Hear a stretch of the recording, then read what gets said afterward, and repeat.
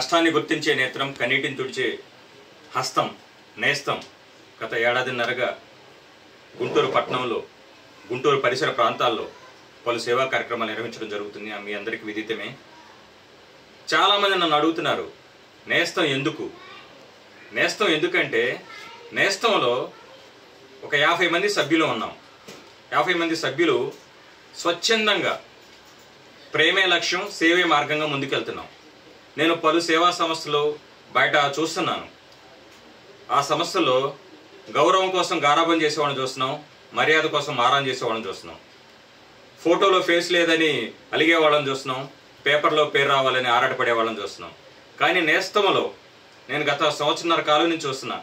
మా 50 మంది సభ్యులం మా నాయకుడు జలీల్ అహ్మద్ గారి సారథ్యంలో ఏ విధమైన గుర్తింపు, గౌరవం ఇలాంటివి కోరుకోకుండా నిస్వార్థంగా, నిజాయితీగా, నిబద్ధతతో సేవలు అందించడం జరుగుతుంది.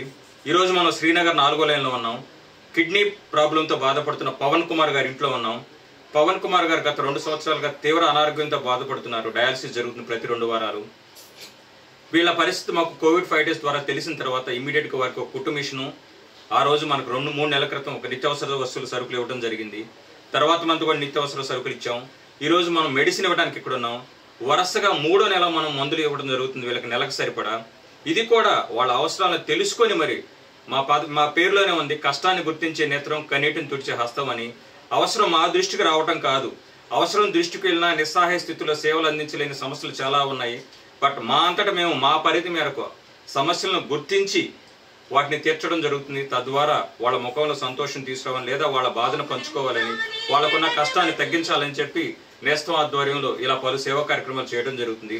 మా ఈ సత్కార్యాలకు ఆర్థిక సాయంతో పాటు సమయదానం చేస్తున్న నేస్తం కుటుంబ సభ్యులందరికీ కృతజ్ఞతలు, అభినందనలు తెలియజేస్తూ, నేస్తం ఆధ్వర్యంలో ఎలాంటి సేవా కార్యక్రమాలు ఇలాగే కొనసాగిస్తామని తెలియజేస్తూ, అనారోగ్యంతో బాధపడుతున్న మన పవన్ కుమార్ గారికి మెరుగైన ఆరోగ్యం చేకూరాలని, వారికి దాతలు ముందుకొచ్చి వారి అవసరాలు తీర్చాలని కోరుకుంటూ థ్యాంక్ యూ వెరీ మచ్.